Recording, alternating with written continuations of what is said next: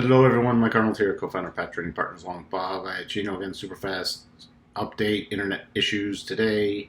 Nikola still key resistance, hit above, that 75.50. Today, drifting sideways to slightly down, holding at the top of the rotation zone, about 71.30. We start moving below that tomorrow. 68.50 is the next level, 68.40, 68.50 right in there. And if we drop below that, then we're watching the bottom of the rotation zone and the 37.5% gain retracement about 66.13 to 66.75.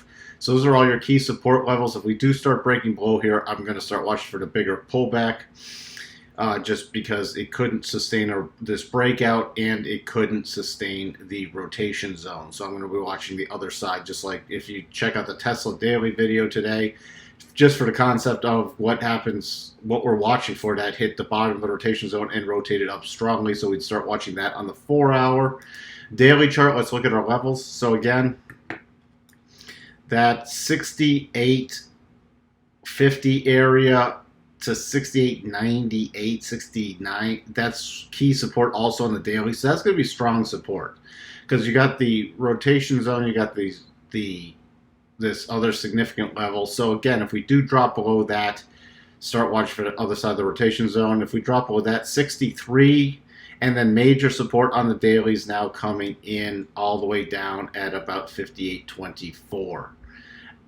But this is just drifting lower. So let's just see if this rotation zone can hold. If the rotation zone on the daily holds, we start getting a rotation back up, then I'll start watching for a retest of 75.50 area, then 78.27. So we have for you on Nikola, and we'll talk to everyone soon. Bye for now.